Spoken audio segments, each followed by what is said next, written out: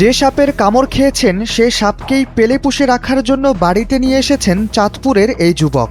কখনো বয়ামে ভরে তো কখনো বালতিতে ছেড়ে দিয়ে রীতিমতো আদর সোহাগ করেই নিজের কাছে আপাতত রেখে দিয়েছেন তিনি। এলাকায় বলাবলি হচ্ছে এটি একটি বিষাক্ত রাসেল ভাইপার সাপ। ঘটনার শুরু মতলবের উত্তরে মেঘনা নদীর পাড়ে। হঠাৎ সাপটিকে দেখে উদ্ধার করতে পলিথিন নিয়ে এগিয়ে যান মোহাম্মদ সোহেল। সাপটি তার হাতে কামড় দেয়, এতে তিনি আহত হন। পরে সাপটিকে পলিথিনে ভরে নিজের বাড়িতে নিয়ে আসেন। প্রাথমিক চিকিৎসা নিতে হাসপাতালে যাওয়ার পর দুপুর নাগাদ সাপটিকে বয়ামে ভরে রেখে চলে যান ভ্যাকসিন নিতে। গতকালকে অনেক ঝড় বৃষ্টি গেছে, তাই ভাবলাম যে দেখি বাড়িতে কি অবস্থা। তো দেখতে গেলাম, যাওয়ার পরে ওইখানে দেখি অনেকক্ষণ ঘুরাম গেলাম, কোনো কিছু দেখিনি। তো আসার পরে দেখি যে একটা সাপ শোষানি দিয়ে উঠছে। তো শোষানি দিয়ে উঠছে, পরে দেখলাম যে এটা সাপ। তারপরে আমি কই যে সাপটা দেই কি সাপ, পরে দেখি যে চন্দ্রপুরা, যাকে রাসেল ভাই বলে চিনা হয়। পরে আমি তো সাপটা তৎক্ষণাৎই খোলার চেষ্টা করলাম। তো খুলে নিচ্ছি। খুলে নেওয়ার পরে আমি এটা পলিথিনে নেওয়ার জন্য চেষ্টা করলাম। পলিথিনে নেওয়ার সাথে সাথে আবার হাতে কামড় দিচ্ছি। তৎক্ষণাৎই আমি এবারে পলিথিনে নেওয়ার পরে ওই আমার ওখান থেকে বাইরে আমি হাতে একটা রশি দিয়ে পেঁচ দিয়ে বাঁধ দিলাম। বাঁধ দেওয়ার পরে ওখান থেকে চলে আসছি। RICL TMX, যুগের পর যুগ স্থাপনা থাকে মজবুত। স্থানীয়রা বলছেন বিগত কয়েক বছরের মতো মেঘনা নদীর পাড় ও পশ্চিমের চরাঞ্চলে সাপের উপদ্রব অনেক বেড়েছে।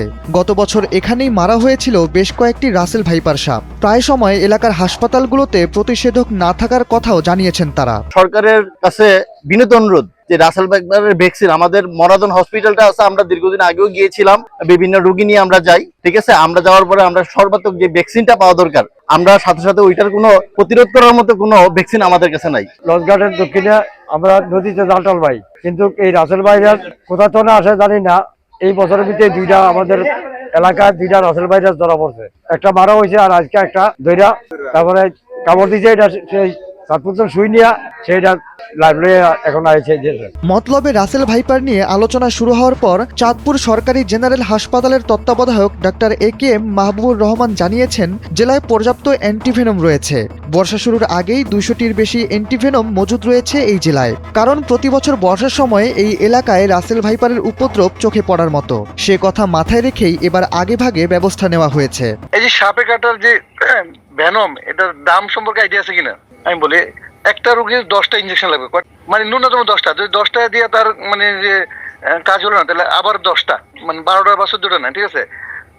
এরপরে আবার 10টা, এবং 10টা ইঞ্জেকশনের দাম হলো, একটা ইঞ্জেকশন 1400 টাকা, 10টার দাম হলো 14,000 টাকা। একটু আইডিয়া দেওয়ার জন্য, ধারণা দেওয়ার জন্য বলো। একটা যদি মানে যে মানে ধরেন 1 বছর বাচ্চা, তারও 10টা লাগবে, 10টা ইঞ্জেকশন দিয়ে শুরু করতে, ঠিক আছে। যদি বা 10 বড় বাচ্চা 10টায় ধরেন একজনের হলো নাকি, যে মানে তার যে সিমটম কভার না, তাহলে আবার 10টা, বা এই 10টাতে হলো না, এবার আবার 10টা, 30টা দেয়, এবং প্রতিটা দাম 1400 টাকা। তাহলে 10টা দাম 14,000 টাকা, 20টা দাম 28,000 টাকা। আগে ঢাকার থেকে করছে, এখন ঢাকার থেকে দিবেন, এগুলো লোকালে আমরা কিনছি, 200 মতো কিনছি, ইনশাল্লাহ, ঠিক আছে। উদ্ধার হওয়া সাপটির বিষয়ে অবশ্য উপজেলা নির্বাহী কর্মকর্তা মাহমুদা কুলসুম বলেছেন, সাপটি পাঠানো হবে বন বিভাগে, তার জন্য যোগাযোগ চলছে। তবে তার আগ পর্যন্ত সাপটি যুবক সোহেলের কাছে না রাখার পরামর্শ দিয়েছেন তিনি। শাহরিয়ার আহমেদ, NPB।